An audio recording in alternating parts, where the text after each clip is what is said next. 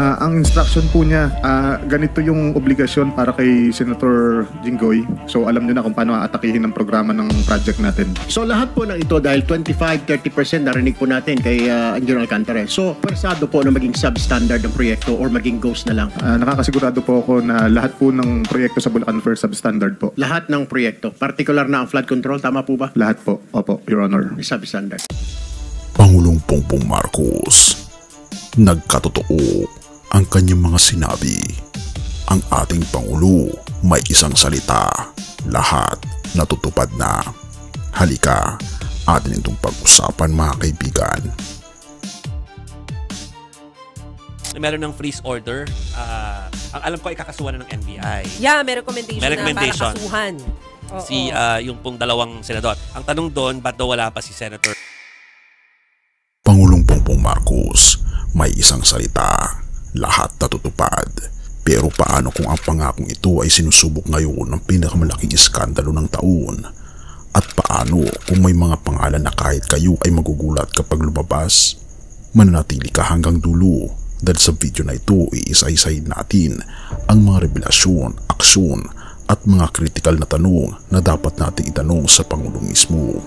Higit 18 bilyong piso na kontrata na nakuha umano ng kumpanya na may koneksyon kay dating DPWH Secretary at ngayon Senador Mark Villar ang naisiwalat. Sa lahat ng mga nakita namin, hindi ako nagugulat dun sa sinabi ni Bryce Hernandez. Pero tingin ko hindi lang to First District of Bulacan. Tingin ko ito, makikita natin all over. At syempre, kailangan nating ayusin lahat yan. At kailangan nating i-correct. No? Pero kaya hindi talaga madali ito. No?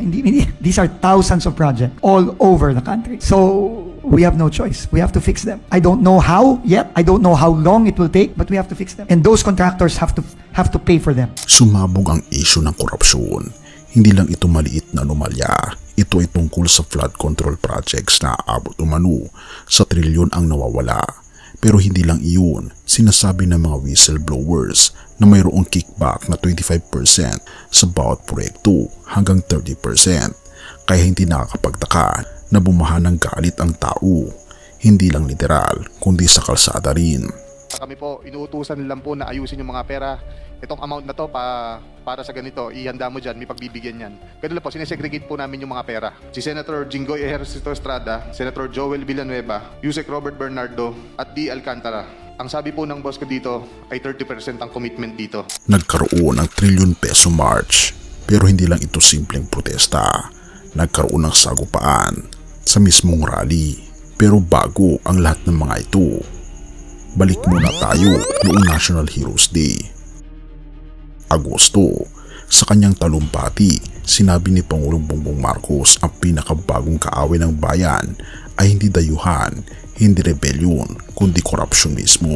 Pero ang tanong, paano niya lalabanan ito kung mismong ahensya ng gobyerno ang nasasangkot? Kailangan din natin labanan ang banta ng katiwalian at pang-aabuso sa kapangyarihan ng ating lipunan. Dahil hindi lamang salapi ang kanilang ninanakaw, kundi pati ang kalusugan, pangarap at kinabukasan ng mga susunod na henerasyon na Pilipino. At sa hangaring ito ang pangako ng inyong pamahalaan. Hindi namin kayo iiwan. Pananagutin namin ang lahat ng sangkot sa anomalya at katiwalian. Kaya't magtulong-tulong tayo upang labanan ng korupsyon, labanan ng pag-aabuso sa tungkulin, labanan ang paghiwalay sa ating karapatan. Payoff number 1, dito napapasok ang mabigat na hakbang. Una, ang lifestyle check sa lahat ng opisyal. Pangalawa, pagpapalit sa DPWH Secretary Bonoan at pagpasok ni Vince Dizon bilang acting secretary. At pangatlo, ang pagbuo ng Independent Commission for Infrastructure para busisiin ang lahat ng proyekto. Pero ang pinakamalupit dito, wala munang bagong pondo sa flood control project sa 2026. Kaya saan mapupunta ang pera? Edukasyon at kalusugan daw muna. Pero teka, sapat na ba yan? Kaya ba nitong patunayan na no one will be spared? Well, there's only one way to do it, isn't it? They will not be spared. Anybody will say, hindi, wala tayong kinikilingan, wala tayong tinutulungan. Wala namang maniniwala sa'yo hanggat gawin mo eh. So, gagawin namin. May mga panawagan ngayon na isasama pati ang mismong Pangulo at mga kaalyado niya sa lifestyle check. Gayun din, lahat ay bubusisihin anumang mga opisina sa buong Pilipinas at ayon kay Vince Dizon, aabot daw ng 1,000 na mga proyekto ang talaga namang may anomalya at ang pasabog ni Bryce Hernandez na hindi lamang flood control projects kundi sa mga gusali, lahat ng mga establishmento mismo sa Bulacan ay may anomalya 100%. Tama po, lahat po ng project talaga ninyo kailangan substandard at iba i-goes para maibigay po yung commitment, yung 25% to 30%. Opo, lahat po ng project sa amin may proponent po, may obligasyon pong SOP. At dito napapasok ang tila domino effect dahil lahat ay bubusisihin at nasangkot na nga ang 6 ng mga senador, may ex-senator at incumbent senators na nadamay at ilan sa mga congressman ay hindi rin nakatakas. Meron ng freeze order. Ang alam ko ay kakasuhan na ng NBI. Yeah, may recommendation, May recommendation. na para kasuhan. Yung pong dalawang senador. Ang tanong po ng Senator Jinggoy. ang tanong doon, ba't daw wala pa si Senator Bong Revilla. former Senator Bong Revilla na nag-deny din naman po. At isa pa rin po doon ay si Congressman Saldi Codero. Kaya sinumulan na rin ng Commission on Audit ang fraud audit sa mga proyekto sa Bulacan. Nag-inspeksyon mismo si Pangulong Bongbong Marcos sa mga site, pero ayon sa mga kritiko, hindi sapat ang inspeksyon. Kaya naman kailangan daw ng makasuhan, may makulong at may mabawi ang pondo. Ngunit may twist, ang Bangko Sentral ay naglabas ng bagong patakaran. Kapag nagwi-withdraw ka ng mahigit 500,000 sa isang araw, dadaan ka sa mahigpit na pagsusuri. Kaya ang mga hindi maipaliwanag na yaman, posibleng mahuli na. At heto pa, ilang kontraktor ang blacklisted at pinasuspindi muna ang bidding ng bagong proyekto habang iniimbestigahan ang mga luma. Marami ang mga opisyal ng gobyerno ngayon na tila tumatakas palabas ng bansa at talaga namang sumabog na ang kagustuhan ng ating Pangulo na linisin ang buong bansa. Para siyang nagsaboy ng isang malakas na current ng tubig para linisin ang dumi ng gobyerno. At ang tanong ay, masasabi ba nating natutupad na ang pangako ng Pangulo o marami na siyang ginawa? Pero marami pa ring tanong, kaya dapat bantayan natin dahil ang tunay na laban sa korupsyon hindi natatapos sa isang talumpati.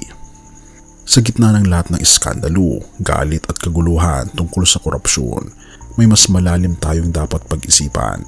Paano tayo bilang tao?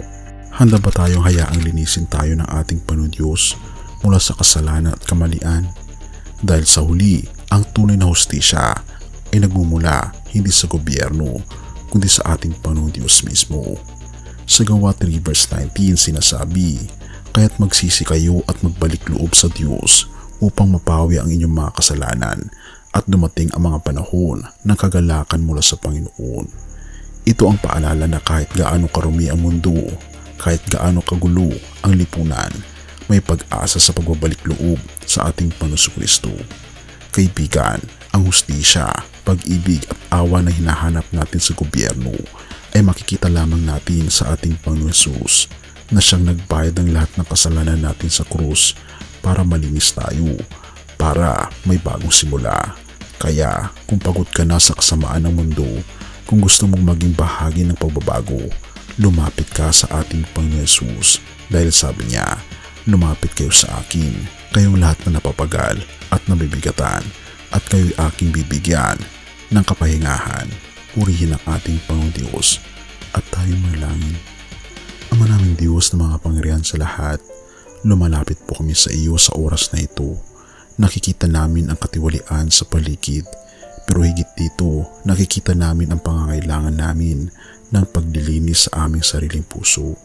Patawarin niyo po kami sa aming mga kasalanan at baguhin niyo po ang aming mga buhay. Gawin niyo po kaming ilaw at asin ng mundong ito at gamitin niyo po kami para maging bahagi ng katotohanan at hustisya. Pinupuri po namin kayo at pinapasalamatan o aming Panginoon Diyos sa inyo pong kabutihan sa amin at patnubahan niyo po kami at patawarin po kami sa lahat ng aming mga pagkukulang at pagkakasala. At salamat po sa pagdinig ng aming mga panalangin sapagkat ito po ang aming samot-hiling sa matamis na pangalan ng aming Panginoong Jesus. Amen. Bago natin ipagpatuloy kaibigan, siya nga pala ang Great Controversy na isa sa mga pinaka-kontrobersyal na libro dahil tumutukoy ito sa mga propesiya sa libro ng Daniel at Revelation na nagaganap na sa panahon natin ngayon bago ang pagdating ng ating Panginoong Diyos ay pinamimigay na namin ng libre sa pamamagitan ng PDF. At ito ay nasa limited lamang na panahon, kaya i-click mo sa description sa baba upang ma-avail mo kaibigan ang napaka-importanteng libro ito na magbubukas sa iyo sa mas maliwanag mong hinaharap. Purihin ang ating Panginoong Diyos at tayo magpatuloy.